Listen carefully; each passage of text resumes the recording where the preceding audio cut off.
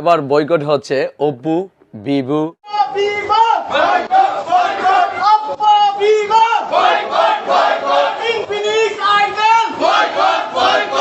তারপরে হচ্ছে Redmi, Realme.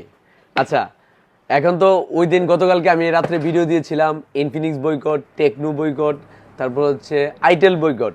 তো এখন আবার ওপো বয়কট, ভিভো বয়কট কেন?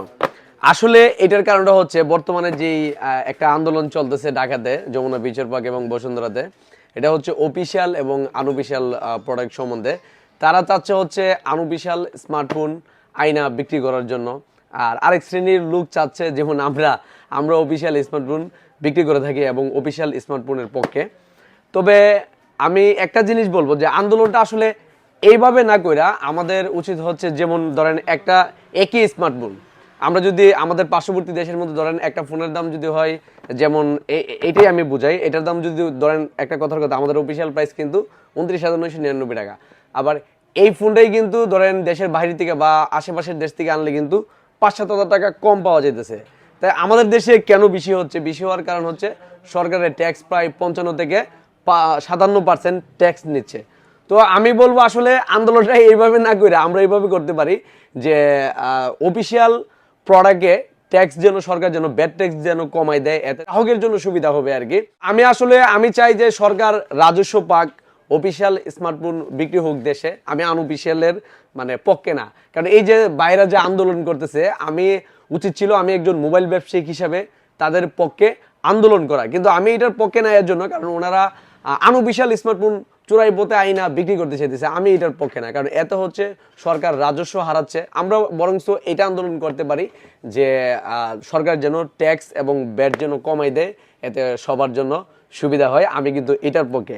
আর আরেকটা বিষয় হচ্ছে আমরা কিন্তু সব অফিসিয়াল স্মার্টফোন বিক্রি করে থাকি, যেমন আমাদের এখানে ওপো পাবেন, ভিভো পাবেন, তারপর হচ্ছে রেডমি পাবেন, রিয়েলমি পাবেন, টেকনো পাবেন, ইনফিনিক্স পাবেন, আইটেল পাবেন। এক কথা বোঝেন, অফিসিয়াল যত স্মার্টফোন আছে হনর সহকারে যে কোনো স্মার্টফোন আমরা বিক্রি করে থাকি। এখন যার যে কোম্পানি ভালো লাগে আপনি ওই কোম্পানি কিনেন, আমাদের কোনো কিছু যায় আসে না। কারণ হচ্ছে আপনার এক একজনের এক এক কোম্পানি ভালো। কারো কাছে ওপো ভালো লাগে, কারো কাছে টেকনো ভালো লাগে, কারো কাছে ভিভো ভালো লাগে, কারো কাছে রেডমি ভালো লাগে। এক একজনের কাছে এক এক কোম্পানি ভালো লাগে। তো আমি বলবো যার যেটা ভালো লাগে এটা নেন। আর আমাদের এখানে আমরা কিন্তু সারা বাংলাদেশে যে কোনো যে কোনো কোম্পানির অফিসিয়াল স্মার্টফোন ক্যাশ এবং হচ্ছে বাকি সুবিধায় এবং হচ্ছে 3 মাস, 4 মাস, 5 মাস, 6 মাস, সর্বোচ্চ 9 মাসের কিস্তি সুবিধায় এবং পুরাতন মোবাইল দিয়ে এক্সচেঞ্জ করে আমরা বিক্রি করে থাকি।